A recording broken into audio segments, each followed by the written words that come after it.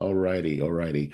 So, hello everyone. Welcome back to another episode of the Publish Creator Podcast. I am super, super excited about today's interview because I am interviewing someone that I had on my wish list. I would like to interview one day, which is Lulu.com. Now, for many of you who have been with me for a while, you know that I have always been a strong advocate of Lulu. I have been working with them since probably 2010 when I published my second book. So I'm very, very familiar with the platform. And when I launched the Coloring Book Creator back, in 2022, um, of course, Amazon, all of us use, but I also use Lulu as well. And it's something I've always encouraged my clients and my students and my members of my program to do. And for some, you might think, well, Amazon's the holy grail. This is where I should be. And I'm not saying that you shouldn't have a presence on Amazon, but it is not the only option out there. And there is a very, very viable option. But what we're going to talk about today is not the general conversation around putting your book up on Amazon and sort of set it and forget it and let it go. What I'm talking about today with Chelsea, my guest, Chelsea Bennett, my guest on the show today, is around how to be what I'm going to label is more strategic around the topic of using your book as a part of your product suite, as a part of your platform, and the options that Lulu give us to be able to do that. And that's what I really want, because I'm always talking about thinking beyond just the book, thinking about it from a branding perspective and the options that it gives us. And in my opinion, Lulu does that extremely, extremely well. So without going into any more of my personal take on it, first, I want to thank you so much for joining me today, Chelsea Bennett with Lulu. Chelsea, would you like to introduce yourself and tell us a little about yourself and the company and what you think about the topic? Yeah, yeah. Well, thank you so much for having me, Rodney. Yes, as you said, I am Chelsea Bennett. I am Lulu's education and community manager. I've been with Lulu for about 8 years, but honestly, I don't even think you need me here. You are so well versed in what we do and how we do it, and such a great advocate for us. So thank you so much. But yeah, I mean, Lulu, our whole business is on print on demand. We really work on empowering authors and creators to not just look at your authorship as a hobby or as a one-off opportunity for you to write a book and then, as you said, set it and forget it. We really want you to approach it holistically and be able to create a sustainable business from it if that's something that's interesting to you.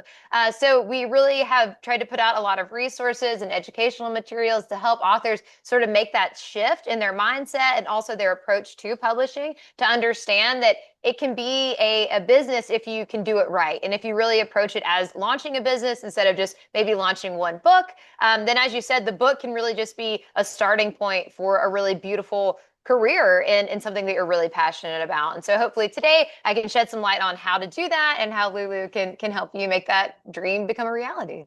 That's fantastic. Yeah, as I said, that's how I really got started. I've always used the book as a part of my product suite. Maybe you want to call it my lead gen, whatever the case may be.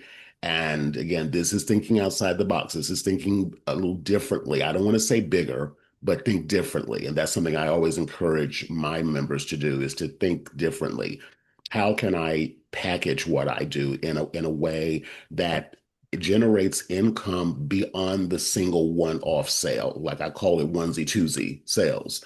And that's how I've used it personally.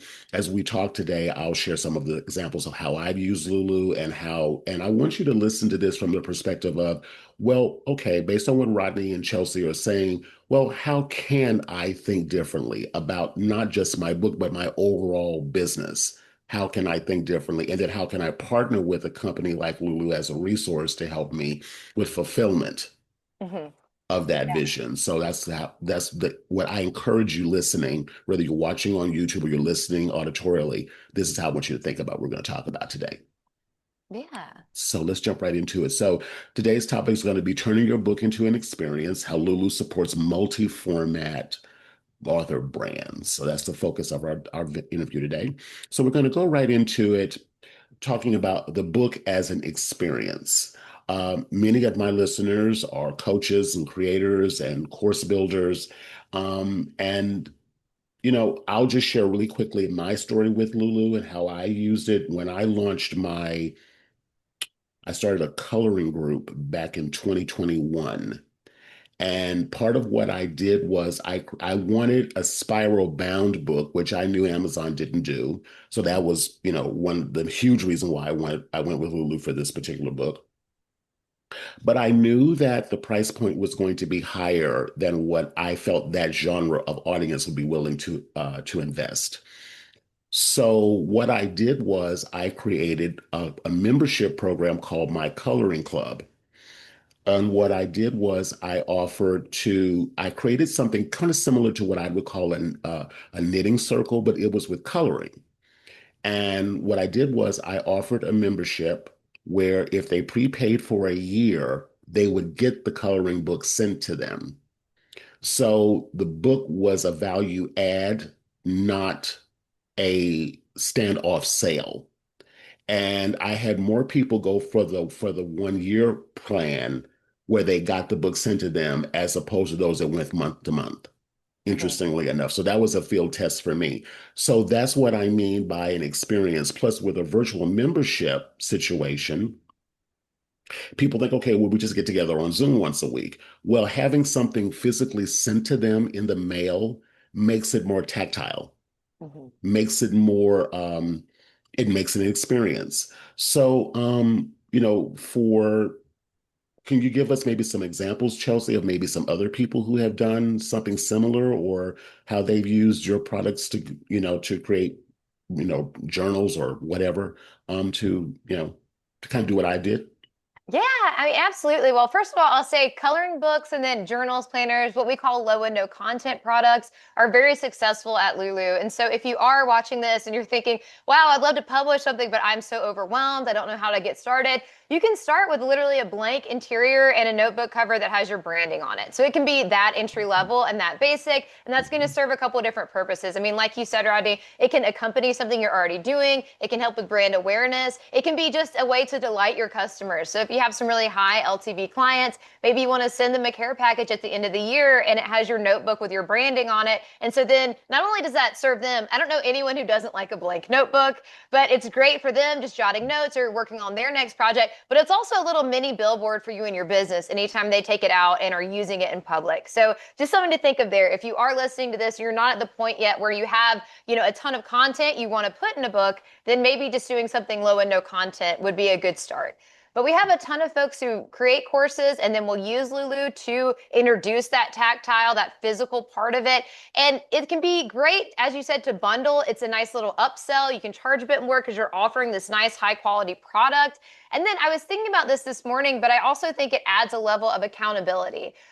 Earlier this year, I signed up for a productivity email course.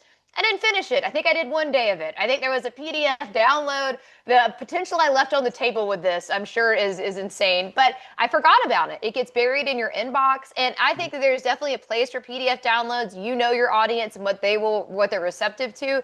But if I would have gotten a hard copy of a book in the mail that went through all of those modules, that's a Right. lot harder to ignore. I mean, that's something that you can have on your desk, that you can put in your workspace around your house, and every time you walk by it, that triggers, oh, I need to be working on this, or let me re-engage with this content.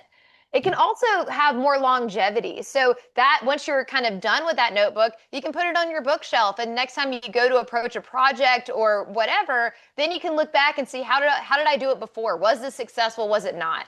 So I think Mhm. that there are a myriad of ways to use a hard copy or a physical product that goes along with a course. I also think it can really help your users, your subscribers, your customers get more out of your content.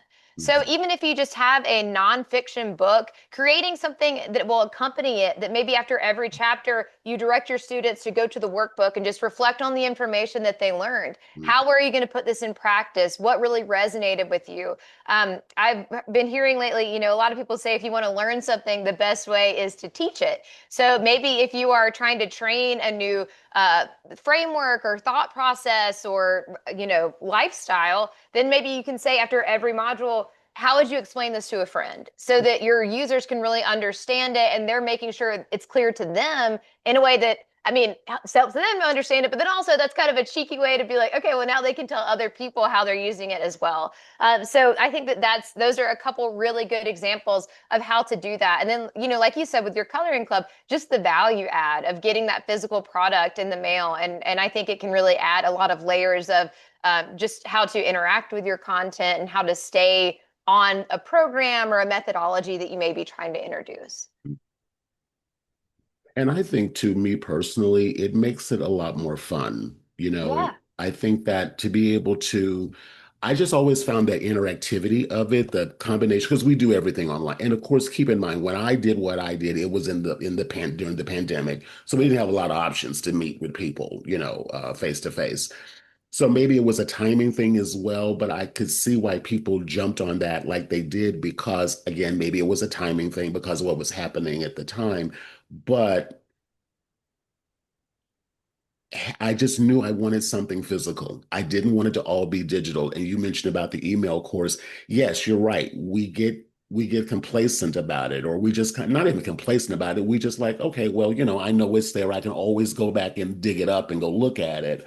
But that having something on the desk, like staring you in the face, my book that I'm working on right now with Lulu is staring me in my face all the time. I keep it on my desk to remind me of what I've got to do to get that project out there. So there's Yes. something great about having that. And even if you're trying to get going and you're not even 100% certain yet, I say do at least the first example or the first prototype, if you want to call it that, and Mhm. have it there as a physical reminder that this is a project that you're working on if there's multiple components to it.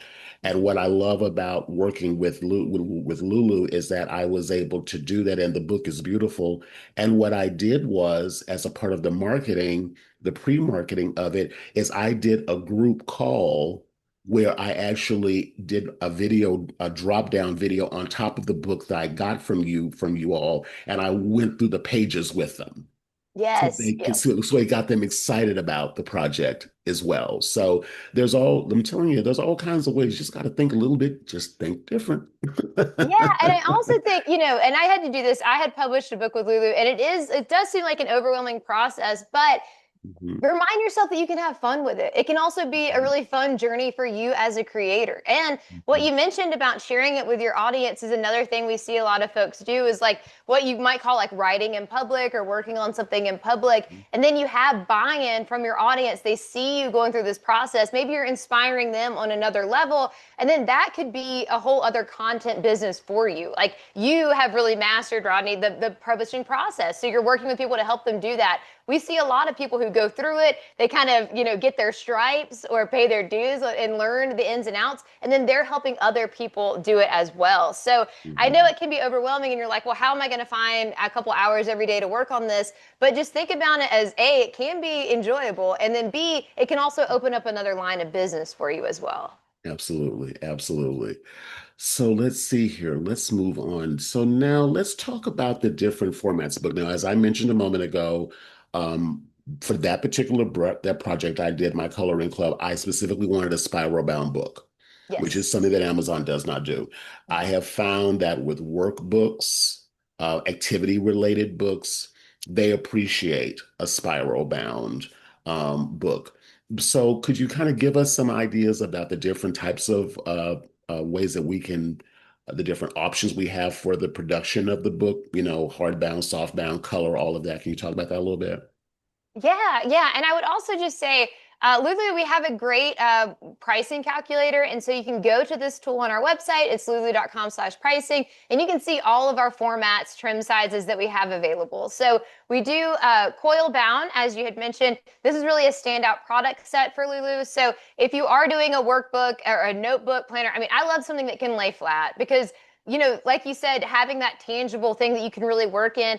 And also, as you mentioned, everything is digital these days, and there's so many studies that have been done about the power of actually writing something down and your ability to recall that information, and kind of the connection that you have with that when you're writing something is it can be really helpful when you're working on a project. So Coilbound is great for that lay flat functionality. We also do hardcover books, so we do case wrap and then dust jacket as well. So that can be really Mhm. beautiful if you are creating like a coffee table book, or really when you make a really high-end cookbook or photo book, that can be great.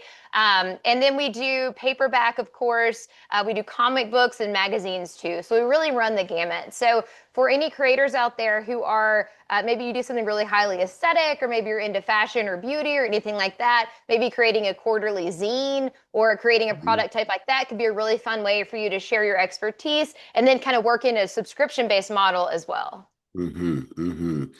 Yeah, and again, now I do want to address something that I know that you mentioned the pricing calculator, which I love. That's the first, that's my go-to. I keep that bookmarked because that's when I'm even researching an idea. I want to go in and put in, okay, if I have these many pages with this formatting and this color type and this paper choice, so on and so forth, what's that's going to run me?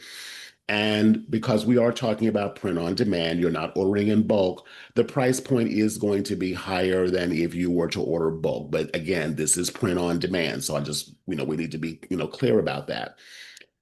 Because the pricing, the per unit pricing is going to be higher than if you had ordered bulk.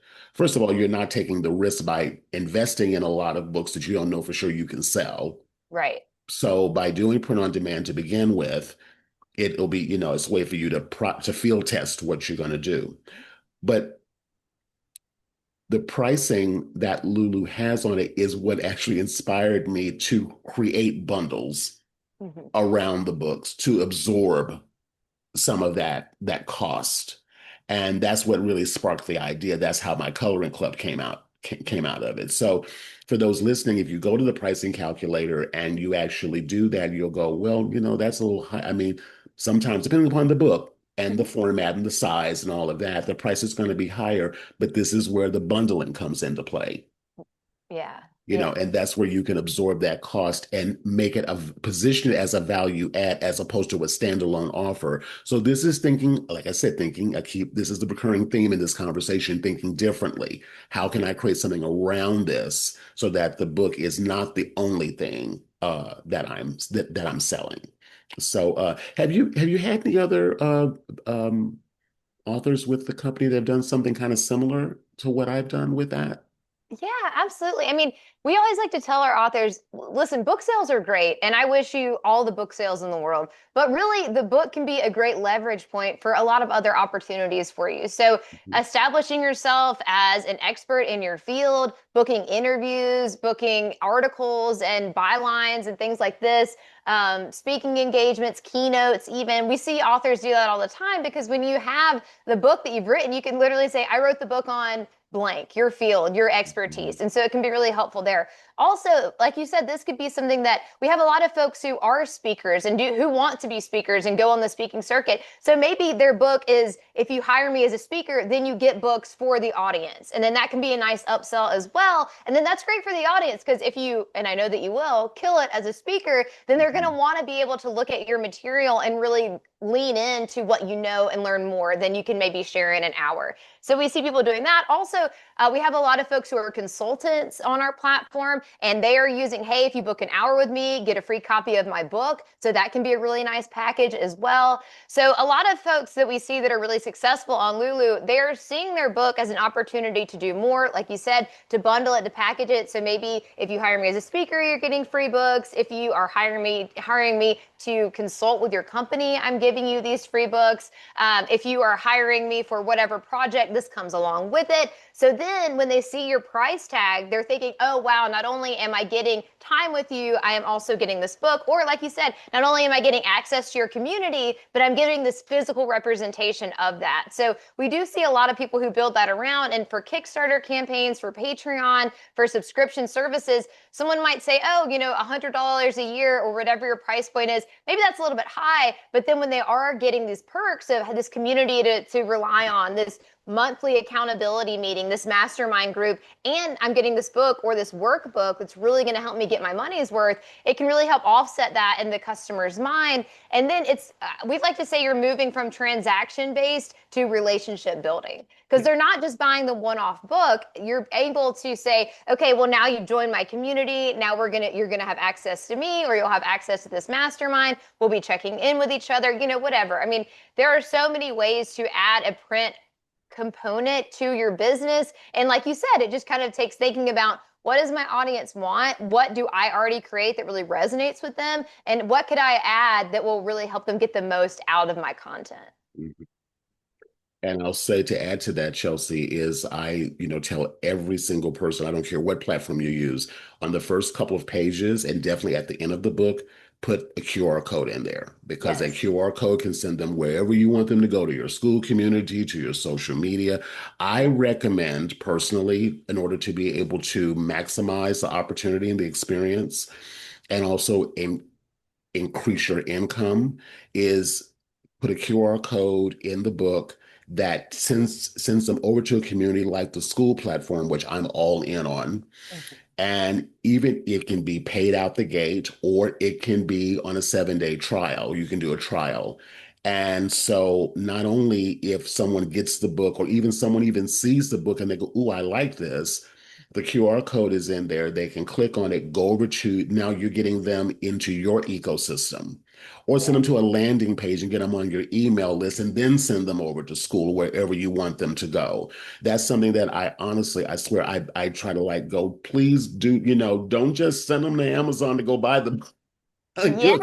Yeah, well, you're speaking our Mm, language. I mean, like the flywheel, right? So create a yeah, way for them to get to your website, to follow you. I mean, and when you are publishing your book, and one thing about Lulu that I think is really great is that you can update your content anytime. We don't charge for revision fees or anything like that. So if you decide, you know what, my social media is great. I don't want any more help there. I don't need that right now. Now I'm going to update my QR code to go to my website. Now I'm going to update my QR code to go to my email list. Because like you said, you want to get them in your ecosystem. This idea of owned versus rented land is something we talk about all the yes, time because yes. selling on Amazon, like we said earlier, is great. We're not here to tell you not to sell on Amazon. Do it if it makes sense for you. Your audience is there. That's great. But when you sell on Amazon, you can't see who is buying your book. You see that you made a book sale, and that is hugely exciting, and we love that. But you can't see who bought it. So once you get them to your ecosystem, then you can say, oh, okay, I ran these ads on Facebook Market or Facebook, or Mhm. I did this interview on this podcast or whatever, and I saw sales from that. I saw on my website these people did that. And then you can build them into your email list. You can invite them to join your email list, and then you can remarket to them and ask them questions like, how did you hear about me? What did you think about my book? What could I do that would help you more with this content? And then, like I said, you're building that relationship instead of that one-off transaction, which we love to see, but there's so much more there that is left on the table if you aren't getting them into your ecosystem, like you had mentioned. Hmm. Hmm. Now, I want to also kind of give another, I want this to be really inspirational for listeners. So I want to use some examples here. I recently interviewed on the last two episodes of the podcast a young man by the name of Josh Jenny, who did a Kickstarter campaign for his book. Yeah, I'll say his indie pub sort of, it's kind of sort of has an indie vibe, is very, very art related book. Very cool And project. he generated, now again, this is, all good marketing. He's a brilliant marketer, but he's generated over $202,000 in sales for his book and his calendar. That, guess who produced the book? Who's publishing the physical books? Lulu. We are. Yeah. I was like, don't bait and switch me, Rodney. It's us. I know. Yeah. Yeah. Yeah. I mean, that's it. We love that. Kickstarter is something that we have seen so many people gravitate to. And getting $202,000 on the Kickstarter is just a tremendous amount. And obviously, like you said, he knows what he's doing. He's done his market research. He knows what his audience wanted. And he was able to give it to him. And his project is very cool. I checked it out after our last conversation.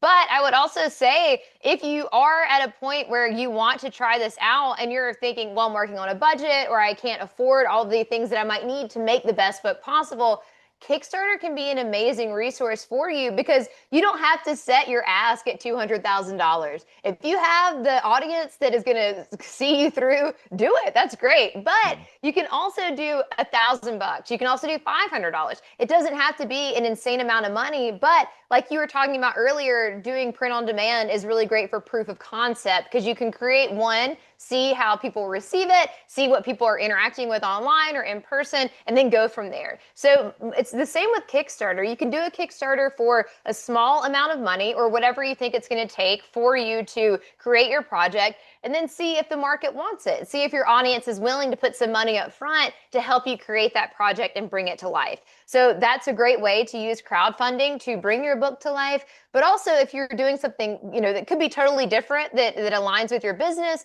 creating a notebook or journal, coloring book, calendar can be a great backer reward as well. That can kind of, again, like you said, bundling it into a tier that maybe is a little bit higher than an entry level tier. And then it can make people really excited, and they can kind of come home with a great piece of your artwork and your content as well. Since we're talking about Josh, he did ask me to ask one question. We talked about, I don't think he asked me, but I thought I'd ask anyway, since we're thinking about it. He was curious if you guys are ever going to add posters, because this audience would love a poster. Would you think you'd ever add something like that to the product suite? I would love to. Maybe we will. Our kind of, I would say, hurdle would be we have a global print network. So we have printers all across the world. So whenever we introduce a new product set or item, we have to make sure that every single one of those printers is going to be able to create it at the level that we need it to be. We really take pride in our quality. So we need all of our printers all around the world to be able to produce at a very high quality that product. So I wouldn't say we were never going to do it. We don't do it right now. But if we get enough Josh Jennings on the platform, then I'm sure we'll be looking into it quite heavily. But Okay. that is kind of the consideration that we have to make whenever we add a new product. Yes. That's cool. Is Yeah. can every single Oh, I can't talk. Sorry about that. I kind of sputtered for a second. It's so funny. I've noticed your camera was starting to kind of freeze a little bit. Then I started sputtering like I'm freezing. I'm like, no, I'm actually talking. I'm just can't get it out of my mouth. Uh, just anyway, take after me, it's okay. oh, it's fine. So, and again, I'm going to link all of this in the show notes. So you can go take a look and listen to that two-part interview, and you can also check out what Josh did. Mhm. Also, just for listeners, Josh really did soft cover. He did hard cover. I don't know if he did the what did you call it a second ago? The dust cover. I'm not sure if he did it on that level or not, but I know he did do hardcover. So he used basically almost everything, and he did digital. So he basically did Mhm. everything.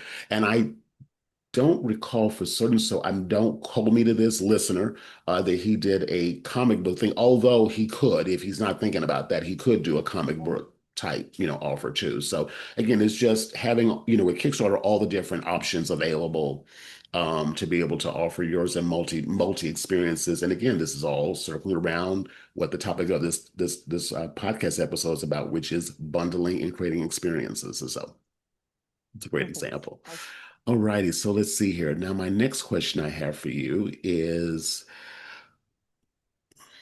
and I don't know if this is something that you can actually do or can speak to, but I want to ask it anyway because it's something I'm seriously considering for my project I'm working on my book. Um, I personally would really like to look into licensing my work and Mhm. working with companies to be able to access that or to be able to work with them on a maybe on a larger scale.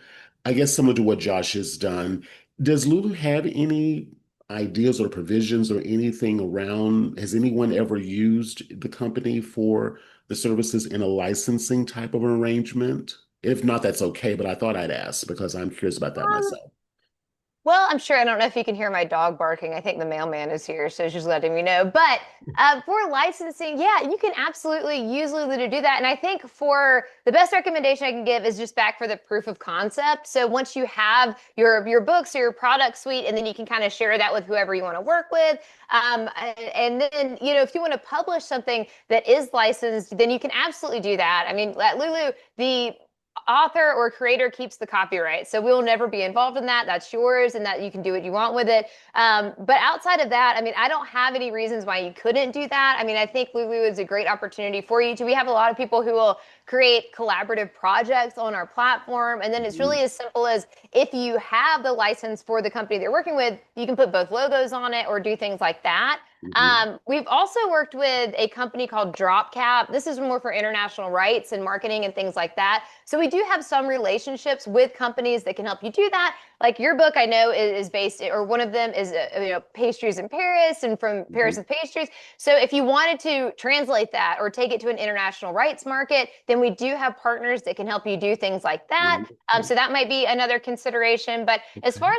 as the licensing piece goes, Lulu is not going to stand in your way with that. As long as you have the go ahead from the parties involved, you can publish that on our platform. You keep the copyright. So that's really more something I would encourage you to talk to an attorney or a copyright office or something like that about those legal things. But as long as you have the clear, then you are more than welcome to come and publish it on Lulu. Perfect. Now, you did mention a moment ago that you do have printers all around the world that I you that, do. that you work with. Yes. And I want to talk about this just a little bit for those of the, I know you also have a distribution network. So you can publish your book through Lulu, but you can have it available on other platforms. I think Amazon is one of them. Can you Mhm. speak to that a little bit, just for those who are really wanting to explore that?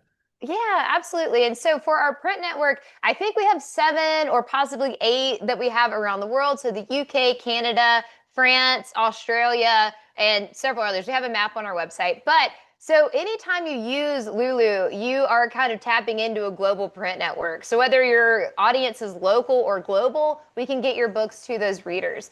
And a couple great things about that are that wherever your book is going, it'll route to the printer closest to the destination. So that can help us negate some shipping times as well as shipping costs. So that can be a really great opportunity. And then, yes, we do distribute. So we have what we call retail distribution. And if your book is retail distribution eligible, so as you mentioned earlier, Amazon does not create coil bound books. They don't make those, so you cannot distribute a coil bound book through Amazon. However, if you go to our website, then you'll be able to see when you build your book in our pricing calculator, you'll see if it's distribution eligible or not. And I really encourage you to start there because then right out of the gate, you'll know if you need to change the trim size, if retail distribution is your end goal through Lulu. But yes, we distribute to Amazon. We also distribute to Ingram's catalog. So in the US and maybe around the world through different brands, Ingram is the biggest wholesaler. So if you want your book to be in a library or bookstores, it's a good idea to have it on Ingram's catalog. If you are working with a local bookstore, then maybe you have a relationship with them where they're willing to do a consignment agreement with you directly, and then that's great. But you might approach a library or a bookstore and they say, we only buy from Ingram's catalog. And then if you go into retail distribution with Lulu, then you can say, great, here's the title of it. You can look it up on Ingram. And they have all those wholesale discounts already baked in. So it can be really approachable for Mhm. bookstores and libraries. So yeah, that's a great option for you. I mean, we encourage our authors to put your books wherever your readers are. So we have our own bookstore that you can sell through. We also distribute through Amazon and Ingram, as we said. And then we have what we call Lulu Direct. So this is a way for you to sell your books through your own website. You just integrate. We integrate right now with Shopify, Wix, and WooCommerce. So if you have one of those, you just plug in with our integration and then you can sell direct. You can also white label this. So if you want to look like you have your own publishing imprint, then no one has to know that Lulu is printing and fulfilling. You don't have to worry about inventory. So that can be a really great opportunity for you as well. Wow, that's great. I learned Yes. something myself today. Wow, that's great. It is, yeah. I mean, direct sales are something that we have really, I'll say gone bullish on since like 2017, because it really goes back to that autonomy. And as a creator, being able to make a sustainable business off of the content that you're creating, off of the books that you're selling. And what Mhm. goes with that is transparency into your business. So being able to see who's buying your books, being able to keep those conversations going. If you're using a platform like Amazon, or even if you're selling through Lulu's bookstore, oftentimes when you sell books, the payout is 30, 60, 90 days. When you have Mhm. your own website, and if it's powered by, an e-commerce platform, then they'll pay you out often in 24 to 48 hours. So Mhm. having access to that cash flow can really help you market smarter, Yes. reinvest in your business, potentially start that next book or project, launch your subscription. So Yes. it can really open up a lot of doors for you when you have that kind of liquidity or rather access to that financial the Yes. financial aspect in a faster turnaround. Yes, yes. And also too, what I love about that is that then Lulu can ship out the product. When I was in Asia a couple of years ago, I sold a mini course, a mini training that I did. I called it a virtual retreat, and I created a book to accompany that training. And the persons that signed up for it, a couple of them lived in the UK. I was able to organize the book, put it up on Lulu. They paid me directly for access to the training, and then I just went into Lulu and ordered the book and had it shipped to them Mhm. directly in the UK. And now I know, because I found it interesting, the UK people would get their book like a day or two faster and a little bit cheaper than the US people did. And I said, they must have a printer, the Yeah. company in the UK.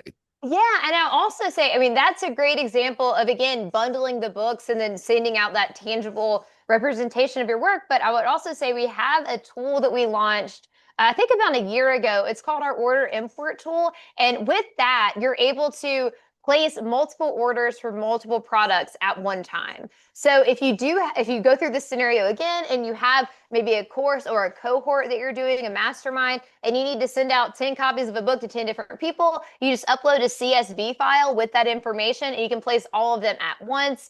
So it can be a really great time saver. It's also great for if you're doing a book launch or a pre-sale or something like that. That can be a great time saver to utilize that. So yeah, maybe something to keep in mind if you do that again. Can you tell us about that tool one more time? What's the name of that tool again? Yeah, we call it our order import tool, and we have a lot. And Ronnie, I can send the links to this, but we have tutorials on how to use it. But essentially, you are just downloading a CSV file that has the different fields that we will need to process the orders. So obviously, delivery address, name, and what the product is. And so you can put as many as you need to in there, and it can also be for multiple different products. So you just need the product ID. So you can upload this CSV file, Mhm. and at one time you can place all of these orders, and then we'll go ahead and print and fulfill them and send them to the recipient. Okay. You know what? Now that you're saying this, I'm fairly certain that I know that's what Josh is doing. Yeah, right. Yeah. I mean, it's great. We actually created it because of Kickstarter. We have a great relationship with Kickstarter, but we see if you do a Kickstarter campaign or any crowdfunding campaign, then you're going to have a ton of different addresses, a ton of different backers, and a ton of maybe different products possibly. So we really kind of mirrored the information when you download that from Kickstarter, so it's easy to upload that to Lulu. So I hope that he is using it. I mean, it definitely is a time saver, but Kickstarter was really the inspiration behind that. So yeah. That's fantastic. I'm positive that's what he's doing because I think I asked him that question. I said, well, because I know what I did. Mine was manual. And I was Right. like thinking, I says, how are you getting all of those? And he said, oh no, I'm doing this whole thing with Lulu directly. And, I think he's working with a rep directly or something of that Yes. nature Yeah. because it is such a massive project. Oh yeah, absolutely. Yeah. That's wonderful. That's wonderful. This is so exciting. Yes, please give me all the links to that so I can put all in the show Yes. notes so people can go check that out. But that's so cool. All righty here. So now we've talked about, well, we talked about tools. So, does Lulu offer any additional tools besides the pricing calculator, besides the tool you just mentioned a second ago? Are there any other tools or anything that Lulu offers that can just help with the overwhelm of it, besides taking my course or working with me directly? I'm just saying. But Yeah. Outside of working with Rodney, then we do have some tools for you. So, yeah, again, I mean, so the pricing calculator, when you start there, you're going to be able to build your book. And there's like a little interactive graphic that'll sort of be building the book as you pick your trim size, your page count, if you want black and white versus color, all that good stuff, matte versus gloss finish. And then once you build the book, you can download templates. So if you are working with a designer or if you aren't, this is a great place to start because we get a lot of folks who will maybe you're writing your book or you're making it in Canva or you're making it in Microsoft Word. And then when you come to upload it, it's not the right trim size. So you have to be considerate or thinking about the trim size and the final size of what the book will be. If you download these templates, they'll be to spec of the information you put in. So if you're making a 6x9, then we'll give you an interior file and a cover file that's going to match that. So if you start there and you upload that to maybe you're using InDesign, Canva, whatever, then you know that when you export that as a PDF, it's going to be the right size. So that's a really good place to start. So a pricing calculator is great. Also on that page, you're going to be able to see your retail revenue. So if you sell through the Lulu bookstore, how much will you make? If you sell through our retail distributors, how much can you make? A little note there. Just keep in mind, every retail channel you go through is going to want their cut as well. So just something to think about. So don't, not as a discouragement, but as you're thinking about your budget and your bottom line, that's a good resource for you. You can also see direct sales, how much you can make. And then once you're in our platform and you're actually publishing your work, we also have a built-in cover creation tool. So again, if you're at the beginning of the process and you're thinking, I'm not sure yet what this will look like for me, I don't want to spend a ton of money on a cover designer or even on a Canva subscription to create a cover, then using our cover designer, it mirrors Canva and its functionality. So you'll be familiar with that if you have used that tool, but it's just a free resource for you. We also have on our, and I'll send these links again, but on our tools and resources page, or maybe it's called tools, templates page, but we guides and templates, but we have free interior files for notebooks. So if you think at the end of this year, I would love to just create a branded notebook to just send it out to my employees, my staff, my friends and family, my customers, then you can go to our guides and templates page, download either 100 or 200 page interiors. We have blank, dot, grid, and lined. We also have planner Wow. interiors for weekly, monthly planners as well. So you can download those and upload them for free, create your cover for free, and get in and out the door and have your notebooks, your branded collateral for an event, for end of the year gifts, and things like that. So those are a couple of things I like to remind people of because those are just freebies that you can use to really create something special and to kind of get your feet wet, I would say, in the publishing process. This is fantastic. Yes, send me all the links. And actually, what you Will do. inspired me to do, I'm going to do a Lulu walkthrough video Oh, amazing. for my community.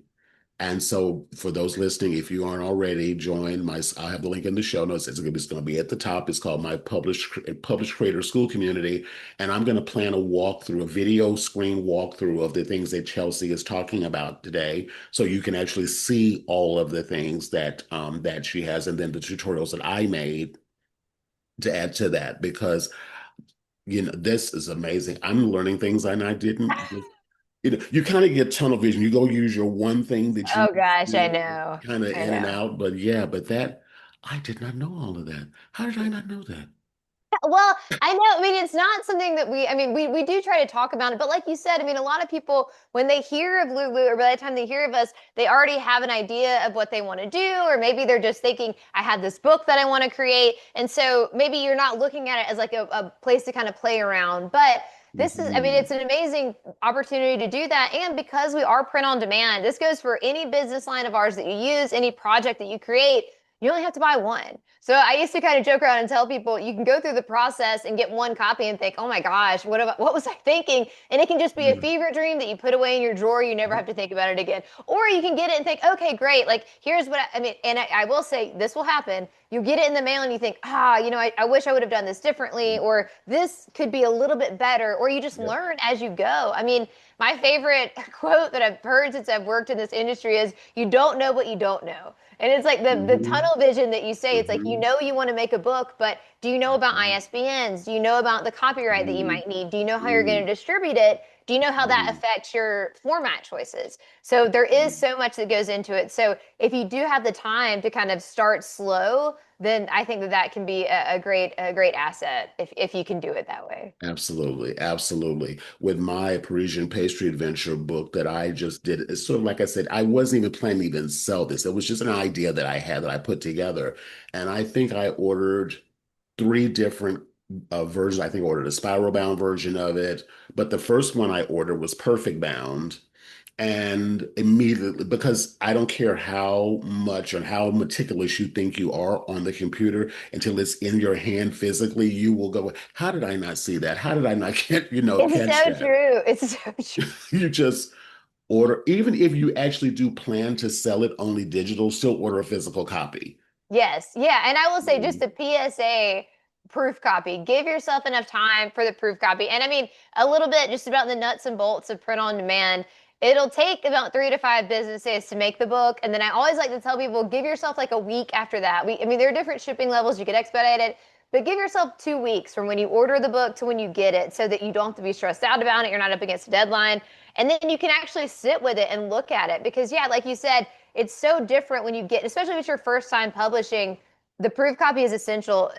If you want to sell a product, take the time to look through it, maybe get a couple copies, give your friends copies to look through because they'll be able to see it in a Yep. different way than you will. Yep. Because when you put something out there, you want it to be representative of how that you're taking yourself seriously, that you care Yes. about this content and that it means something to you. And so the people who are buying it know that and feel good about investing in it. And also, you want to give yourself the opportunity to find any mistakes and not have to go read a review that Absolutely. says, "Oh, well, it would have been great, but there was a typo on the first page," or "I loved it, but the image wasn't high quality," or I mean, there's little things Mhm. that can really detract from a potential customer. So give yourself the time to get a proof copy and then actually look through it. Do yourself a favor and do that. Yeah. Oh God. Yes. I cannot. I won't go into my horror story from years ago. I told Chelsea about privately. I'm not going down that. It took years of therapy to get past that. I'm just joking, but But it can't. I mean, it's a dent on your bank account. I mean, we have, again, Lulu's been around since 2002. And so we have just bukus of stories of people who it's exciting. And when you get to that moment where you hit Mhm, publish and order, it is mhm, so exciting. And I mhm. understand that fully. But you have to kind of check yourself and give yourself time because we have people who have bought hundreds of copies of a book that will just never see the light of day. It's used to prop up an uneven table now. It's under their couch. They're using it as step ups for their workout because they can never sell it because there was an error that they didn't Yeah, see they or didn't a catch. problem with it. They Yeah. didn't catch. Now, I'm going to share this one little example of this to drive this home. It wasn't Lulu didn't print the book. This was someone, it was a client colleague of mine that said that she had a client that ordered 5,000 copies of her booklet. And she was using it as as a marketing piece. And it was designed when she went out and did speaking gigs that she would hand these booklets out and then it would have, her information on the back. And her consultant told her, says, just get the first ones in just to kind of go through, make sure everything is okay or whatever. Says, oh no, they had such a great deal. I just went ahead and ordered 5,000 copies of the booklet. So she's got them. The phone number on the back of the booklet is off by one digit. Oh God. It happens. Unfortunately, it does seem like whatever. Now I'm forgetting the name of the law. Whatever goes wrong, Murphy's law, I guess. But the larger quantity of books you order, the more chance there is for something to be wrong. I feel like so. Yeah, I mean, you could just order one, make sure, and like I would just recommend ordering two or three and giving them to people who are not you because when you are so close to the material, your brain will start to fill in what it's supposed to say, and so Yep. you may miss these things. Yep. But I'm sure that woman never made that mistake again. No, it's a constant reminder in her garage every time she looks at those boxes. Every time she's trying to fuel a fire or like build whatever in her furnace, then yeah, yeah. So we like it does happen, and you think it won't happen to you, but sometimes we don't get that lucky. So get the proof copy. Absolutely. I do want to give the listeners a tip, though, that I personally like to do. So you should do this anyway. You're going to do this anyway if you're listening to this. Get on Lulu's mailing list like Yes. ASAP because you guys send out an email almost every week I've gotten probably email every week that's one of the different little discount coupon code for like, Yes. 10% off or 15% off. Mhm. And so, again, you should be on the email list anyway, just on general principle aside the discount code. Let's just go there. I But agree. get on the list because, like I said, when I was ordering my mock-ups, I used that code, to get a couple of bucks off when I was ordering those mock-ups. So, Yeah. get on the email list. I'll have the link to do that too inside the show notes. Yeah, yeah, absolutely. I mean, every week we put one out, and then I would also say around the holidays, we'll have our Black Friday, Cyber Monday, and all that good stuff going on too. Mhm. So yeah, so if you are not signed up, now's a great time to do it. Yeah. Yeah, absolutely. Yeah, as a matter of fact, you're right. Because I did this book, I did the initial prototypes. I think I started in September and I started ordering like the mock-ups around like October, November into the holiday season. And I think at one point, I think you guys even did like up to 30% at one point. I was like We going, did. wow. I was We did, and we like, may do it again. So sign yeah, up. Yeah, yeah, yeah. sign up, get on their list now. Okay, so let me make sure I'm getting all the questions. Let's see here. So what tools? Well, you talked about tools. We talked about resources. Yeah. Um, we pretty much covered everything that I really wanted to and I really wanted to talk about. Is there anything that I didn't ask that you would recommend listeners do? Just maybe a couple of tips or whatever, just to kind of get, we've given them so much information and hopefully a lot of inspiration. Mhm. And I will say this, get on the website, sign up for lulu.com, get on the email list. I'll put the link in the price for the pricing calculator. I also recommend following Lulu on LinkedIn Mhm. because and I'll share this one little thing, how this interview came to be was you all did, well, first of all, I saw an ad on Facebook Mhm. for Lulu, and you were specifically marketing how people who are in the travel arena Yes. use your services for books. And then I was on LinkedIn, which I'm far more active on now. And just so you all listening, I will be posting this on YouTube. It'll also be as a podcast, but I also will do an article based on this conversation, which will go on my newsletter, my Publish and Thriving newsletter on LinkedIn. Rodney, you cannot stop. You're doing every piece of content is multiple pieces of content. You've cracked the code. You've I'm cracked the doing code, my everything friend. I can besides, throwing over my shoulder and bringing like, come on, we're going to do this. Let's go. But anyone who works with me know if you sign up with me, if you show up and do the work, you're going to get that book in your hand. That's my commitment to you. So, but that post that I saw on the travel related topics, your campaigns are so brilliant. And I said, because I was so scared to approach you guys. I don't know why. I'm just crazy that way. But I saw that and I went, oh, that's my in. And it So, so I commented on the post and I said, "Hey, this is a link to my travel related book that I did with you all, and that's what opened the door to the conversation." So I'm saying this all to you all listening from a motivational perspective. Go and get involved in the communities and on the platforms with the vendors that you want to use because that'll be a great way. You never know what, can come out of it. Like I said, I was nervous about doing this. I don't know why. I really don't know why. I'm just crazy that way.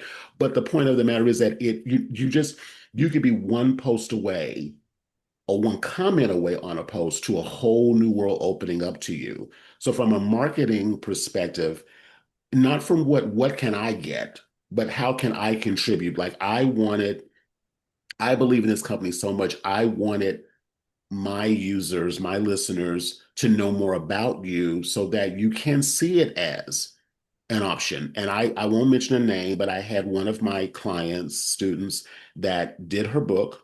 She did it with Amazon, she did it with Lulu, and she did it with one other company, which I won't mention the name of, but considered a competitor. The worst experience was a competitor. Amazon, the books came back and they were never consistent in the quality of the book. The one she ended up going with was Lulu. Yay. Well, we love stories like that. And let me just kind of, to your point about when you reached out to us, I also just kind of want to say your approach let us know that you knew our audience really well. So I will say we get pitches all the time. We have people that reach out to us on a daily basis that want to collab or want to work with us. And it doesn't, there are so many that we pass up because it's obvious to us that they don't understand what we're doing. They maybe aren't using our platform well. They don't understand how to get the most use out of it. And then some of them obviously are just, they want they want something for free or, we get a lot of Lululemon. I'd love to work with you. Send me some leggings. So, I mean, just people not doing their research. So I would say just as you approach a brand, any brand that you would like to work with, and it is kind of intimidating because it's, for a lot of times it's just a faceless company that you may know about, but you don't know a person there. So it can be intimidating, but I always really appreciate and how to stand out is to make sure you understand their audience. So you saw our ad about travel, you knew that that's an audience we were trying to reach. You're obviously well versed in that. That's what your book was about. You've used Lulu. So your approach to us let us know that you understand our product and our platform. You understand the audience that we're trying to speak to, and you know how to use our platform to grow a business, which is the whole point that we were trying to make with that ad. So when you think about businesses that you may want to work with or collab with, think about that. Make it easy for them to say yes. Don't make them educate you on what they're doing. Somehow, through your pitch, let them understand that you understand what their product and platform is, their audience, and then let them know why it's going to benefit them. And you did all of those things, so it was just such a no-brainer for us to pursue this and want to have more conversations about it. So I just kind of wanted to add that note for anybody who's like, maybe there's a dream brand deal that you want and you're thinking about approaching them. Just know they're getting ads and pitches all day long about, can you send me this? Can we do this? Can we do this? So stand out by letting them know that you understand what they're doing and how you can work together and that it's mutually beneficial. Yeah, yeah. And I'll add a tip onto that, Chelsea. Thank you for saying that. And thank you for just confirming for me that I did it the way that I'm trying to always encourage my students and members to do it. Is whenever you're considering a collaboration opportunity, the goal should always be from the place of how can I help that company look better to Mm-hmm. their people Mm-hmm. that they're trying to reach, that they're trying to connect with. How can I, not about what I'm getting out of it. I mean, I got what I wanted out of it just by the fact that I love when I look at this book and I got a quality product out of it that I can stand behind. And so when I saw that particular ad, I was like, there was no way I couldn't respond to it because I'm like, I'm looking at the evidence of it in my face. It's they're looking at me right now. Let me hold it up. It's blurry, but anyway, you can't really see because I got the Yes. blur on. But the point I want to make is that I could not respond to it because I was in that ad's instance, I was the target audience, Absolutely. you Yeah. know. And so by sharing that, and again, the company wants to know, well, are you familiar with the product? Mm-hmm. It's so funny when you said people were asking about leggings. I'm like, Lulu. Yeah.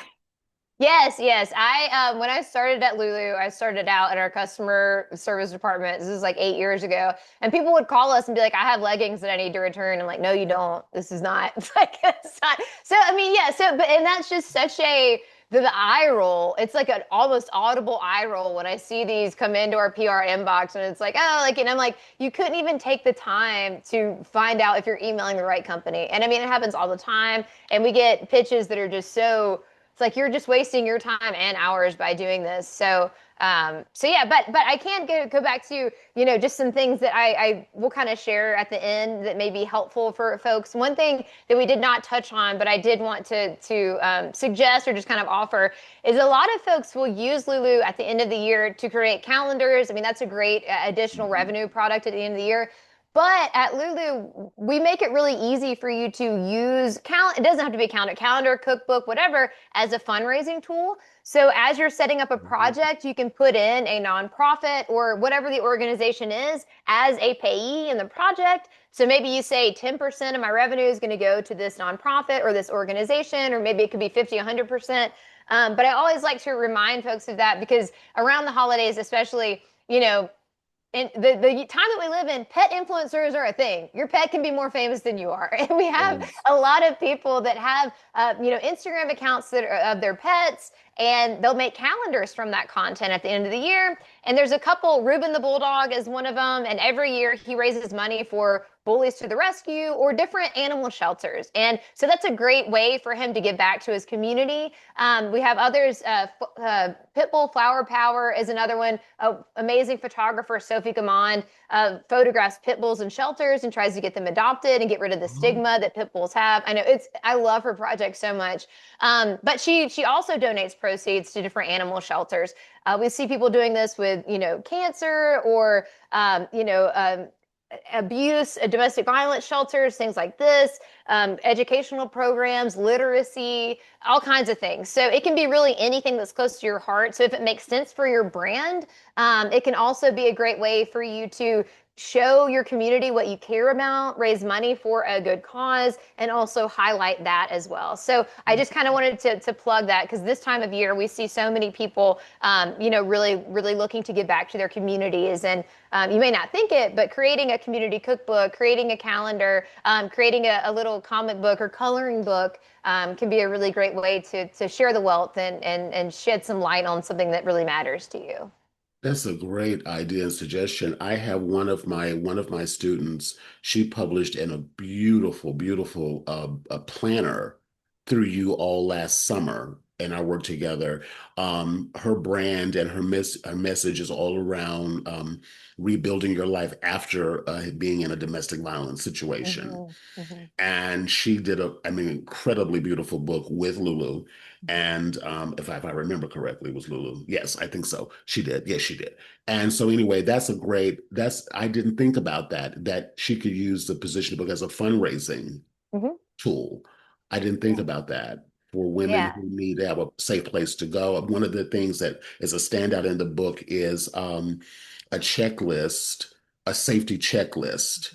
If you are in a situation where you need to get out and you don't know what to do, like how to prepare, to get, and I said, that's your lead magnet. Hmm. Let people know that if you're trying to leave or planning to leave, this is what you need to think about in order to get yourself ready to go. Hmm. And she is a social worker. So she lives in Canada. She works with people in those situations. So her book is so beautifully done. And I'm actually encouraging her to start a school community around it Hmm. and have those conversations. So a fundraiser would be use that book as a fundraiser, as a great way to bring funds in to help support, these women who are in the situation that they don't know where to go and how to get out. So that's that you made me think about that when you said that just now. I went, oh yeah, that would be a great tip for Allie. I'll tell her about that. Yeah, and brings back to kind of how we started the conversation about bundling. Like if you say, hey, if you make this pledge or this donation or purchasing this calendar is going to go to this organization and you get the physical calendar as well. So I Mhm. just kind of wanted to call that out. But I'll share kind of just a few things that if you, and we hope that you obviously have been moved and inspired by this conversation, but just a couple of things to think about are start with the pricing calculator. I mean, you'll want to decide what your trim size is and what your format is. So you can kind of have that. If you are working with designers, formatting is something that can be quite a challenge for people. So if you are hiring that professional help, having your trim size is going to be really important as you have those conversations with here's the product I'm trying to make so they understand. I would also just say, think about your audience and who's going to buy the book because you may want to look at selling direct or having distribution channels in place. If you want to be through retail distribution, that'll kind of dictate or help you find the right trim size or format. And then another thing to think about is that Lulu, we accept PDF files. You will need two PDF files for your book. You will need one for your interior file and one for your cover file. And so, if you are working in any kind of, most programs will help you or will allow you to export your files as PDF files, but just be aware that that is what we accept. And then the last thing I'll say is we have free ISBNs or you can bring your own. If you don't know what an ISBN is, then maybe you just don't need to think about that right now. But ISBNs are essential for retail distribution. So it's probably we have a lot of articles and videos on what they are and how to use them. But if you are kind of at the beginning of this and you don't want to buy your own ISBNs, then you can use a free one from Lulu to get your project published and into retail distribution. Wonderful. Glad you brought that up about the IS. And I was going to ask that question earlier, and I wasn't sure if it quite fit with the topic, but I'm glad Yeah. you brought it up. So thank you for me. A quick question about ISBN. If you all assign the ISBN, is Lulu mentioned as the company for the ISBN, or is it the person who's designing and creating the book is listed as Yeah, the that's a ISBN? great question. And to be honest, you don't have to have an ISBN, especially for kind of the context we're talking about today. If you have a course that you're doing, if you're offering your book as a part of a bundle, you do not have to have an ISBN. An ISBN is only essential when you go into retail distribution. So you can sell your books through your own website, you can sell your books through the Lulu website without one. But if you want to go to Ingram or Amazon, you have to have that because that's going to let the retailers know how to categorize it and all that good stuff. But Mhm. if you get a free ISBN from Lulu, in the metadata, it will say Lulu is the publisher.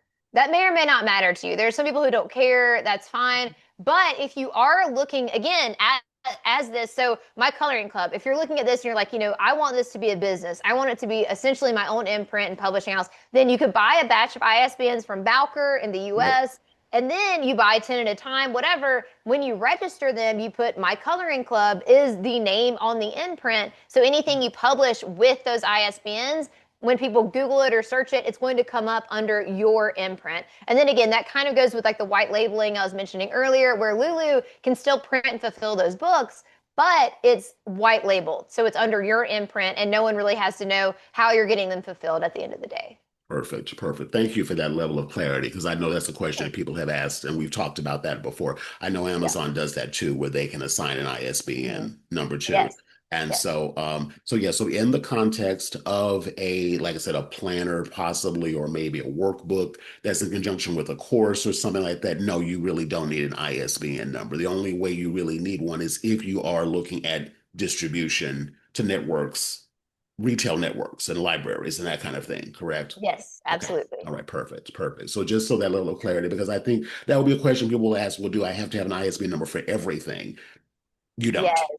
You don't. Yeah, yeah, and yeah, you do not have to unless you're in retail distribution. If you go into retail distribution, every version of your book will need a different ISBN. So if you do paperback, hardcover, saddle stitch, whatever, each one of those will need its own ISBN. And if you find yourself wanting to go into retail distribution or needing an ISBN, please take the time to verse yourself in it because it's very persnickety. You have to, the information that you register your ISBN with is going to have to be the same everywhere you put that information. And I've seen people get across the finish line with their book and then it gets rejected from Amazon or Ingram because there's a discrepancy. I mean, it could be you have a capital letter on your middle initial on one place and not in the other. And that can Mhm. totally make you have to go back to square one. So again, for most people, you're probably not at this point yet, maybe, but just be thinking about if you do have to have an ISBN, there's a little bit more that's going to be involved than just slapping a number or a barcode on your book. So just full disclosure. Absolutely. I just walked that experience myself very recently. See, Very you're doing everything wrong so the other people don't have to. You're doing it so these others don't have to. But I mean, I know. I mean, it goes back to you don't know what you don't know. But the ISBNs and the metadata, it can be such a slog. But you just take the time to talk to people like Rodney, talk to people who have done it, and make sure. We always just recommend like if you register your own ISBNs or however you get them, have somewhere written down every single piece of metadata that you registered that with so that anytime you Mhm. have to repeat it, you can easily do it and it's uniform across the whole process because it can trip you up more than you might think. Oh, yes. Oh, yes. I was literally both screens open, like, okay, okay, okay, okay. I was like, what is going on? All I'm thinking, all I have to have is the number. I've got the Right. number. And it was like, There's a lot more that goes no, into it. no. If there's a dash, you got to have the dash. No, no, no. I was like, oh my God, what is going on? Yeah, yeah, the ISBN and the metadata. I've seen a lot of good authors almost quit at that point when you get into it and you're like, oh my gosh, because it just seems like it wouldn't be as big of an issue as it is. But because it is just like inextricably connected to how retailers will see your book, how people will Mhm. search for it, how they'll find it, how it's categorized. So it has to be correct everywhere. So yeah, the PSA from Ronnie, Oh take yeah, your yeah. time to get it right. Yeah. Yeah, no, I have a client that I'm working with right now who had already purchased her ISBN number before she hired me. And so this wasn't through a course. This was like a done for you service where I actually got the book processed, set up, the file set up, ready to upload. And she brought the ISBN number, and I thought, no problem. I'll just drop that puppy on the back of the thing and I'll upload it on the thing. And it was like, no, it's not correct. And I've got Balker open on one window, and I'm just like going, what is going on? And I was like, and it took about 4 or 5 tries. So I finally got, and I was like going, okay, am I losing my mind here? Like, it's the same number. What's the problem? Why is this not going? Yes, But yeah, there I was think one, I think she had something in the title that I yeah. wasn't, that's what it was. It has to match perfectly with the way you registered it. Yeah, I think that there are like maybe 11 or so pieces of information that your ISBN tells retailers, so every single one of them. And it's so funny because yeah, you put a comma here or you capitalize the and this part but not Yeah, this part and yeah, yeah, they'll yeah. take you right back to square one for that stuff. So be Yeah, sure when no, you're the, looking into the, it. the struggle is real, folks. So listen to what she's saying. It is. I don't want to end on a downer note. I mean, but again, you can publish books very happily and keep your sanity without the ISBN. But Yeah. I always just like to mention that because that's something that I had no knowledge of before starting to work with Lulu and work with authors. And so just kind of trying to give you all the things that I've seen kind of make people stumble or get caught up. So just Yeah. trying to share a little bit. Yeah. Well, what I'll do is I'll wrap it up on this note. So, this is my recommendation to listeners. First of all, before you decide anything as far as the actual book itself, because I know we want to jump right into the book. And of course, the book is the inspirational starting point. But for the context of this conversation, this is my recommendation. Get get a vision for what get a vision for what experience you want to create.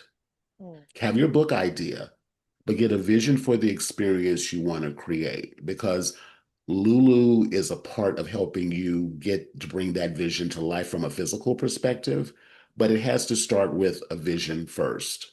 So again, when I created my a book for my coloring club, I wanted to create an experience where people got together to color together. That was the initial name of it, was called Let's Color Together. That's what the initial name of the business was. And so that's what got started. And so I was building the vision around that. And then once I was clear about that, then I thought, oh, I'll do a book that members will get to go with the book. So then I designed the book knowing I was going to use Lulu to be the person to help me get the physical book done. So I would say, listening, start with the vision first. What's the experience you want to create? How do you see yourself interacting with the people that you want to work with or support, whether it's through a membership, whether it's through a course, or whether it's through an live experience or a retreat or anything of that nature, or speaking from the stage, but get that vision first. Then, as you're working on the book, because Lulu is your printing partner Mhm. and far as helping you get the book physically in your hand. So while we shared a lot of details about the tactile parts of putting the book together, don't get lost in that right now. Mhm. Start with the vision first, get clear about that first, because that's going to propel you when the challenges do come up with the physicality of putting the book together. Because I've had it with almost every single project, something. It's always been a little something that I've had to go back, and check. Um, yeah, so do that first. Then once you get that done, then start putting together your book. Like I said, you can work with me directly. I'll put my information in there, or you can join one of my programs and I can help you. I can help you map out that vision, flesh out that vision, and then know what to put in the book. Because also, too, I'm really big about this as well. The book should also be leading people back into your ecosystem by offering QR codes to bonus things that you offer, additional PDFs or things that you didn't put in the book or audios. One of my students actually developed her book and she did a Spotify playlist of music that people could listen to while they were coloring in her book. Yes, I love that. I've seen somebody do that for a cookbook, but I think that's Mhm. yeah, that's a great idea. I love Yeah. that idea. Yeah. It's just like, I mean, I'm serious. I'm so bullish on this because I believe it. And again, a lot of my inspiration that I get from my students. One of Mhm. my other students, she did her book. It's all on women from Canada, where she's from, and particularly Black women from Canada who have done extraordinary things that many people don't know about. It was so funny when Christine and I started working together. She says sometimes people ask, are there Black people in Canada? That's why we need her book. She has to publish it now. So when she came in with her coloring book idea, her vision was she wanted to have a coloring page of these 10 women.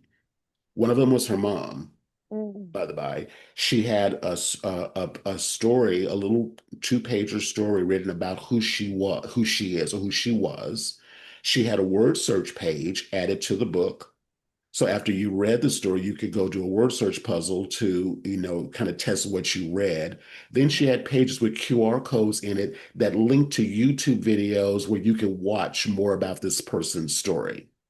Yes, I love that. I mean, I Mhm. think what you're saying about kind of knowing the vision and the goals, that's so, like you said, it's so important to have that Mhm. ironed out because yeah, you then you can kind of have fun with, hopefully the goal and the ideation part is the fun part because you can think go as big as you want, as outside of the box that you want. I mean, because of the way that you can really pull in like multimedia elements. So putting Mhm. people to your YouTube channel and just thinking like ideally maybe you would love to have a podcast or maybe you would love to have a YouTube channel. And then that book, how can Mhm. the content of that book or the way people are interacting with that book kind of launch that endeavor or, Mhm. Mhm. invite people to join? Like you said, I mean, that's such a great idea. It's like, did you, this icon, this iconic woman from Canada you didn't know about, now here's a video that you can watch and then, or Mhm. join the community and let's continue the conversation. So, I mean, the possibilities are just so endless. And like you've shared, so many people are doing it and sharing what they've done. And so inspiration is just a quick search away and you can, glean so much from how other people have done it as Yeah, well.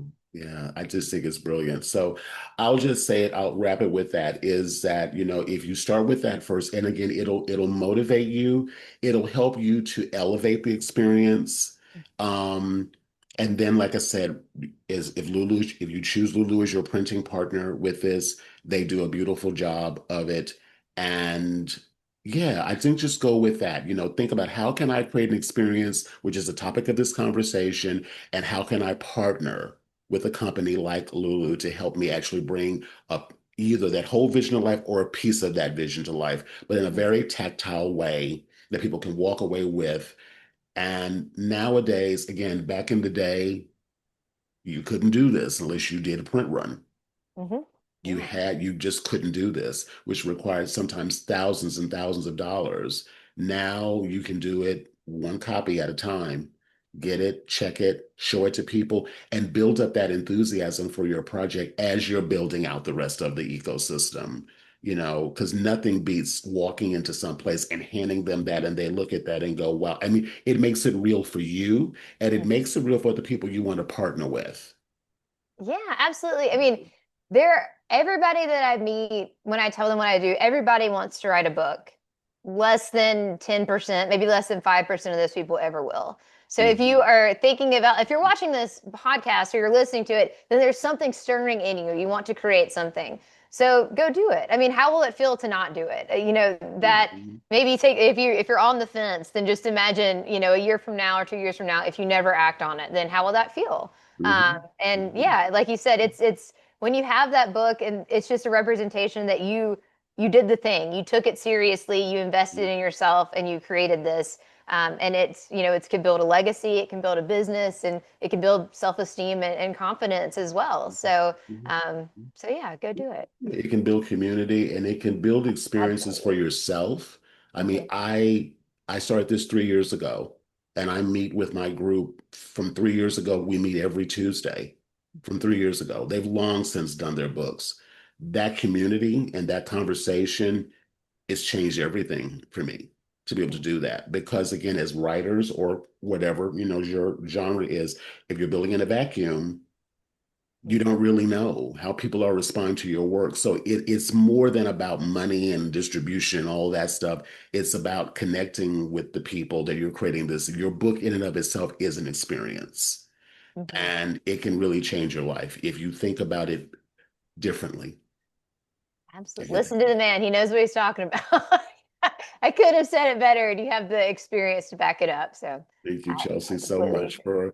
for just joining me today. Thank you so much for all those wonderful insights that you gave my listeners. I so appreciate everyone at the Lulu team for what you have been able to do. I'm just honored that you all gave me the time to do this, and I know that listeners are going to get a lot of value out of this. So, um, Chelsea's gonna send over some links. I'm gonna put in my own things. It's gonna be a lot to look at here.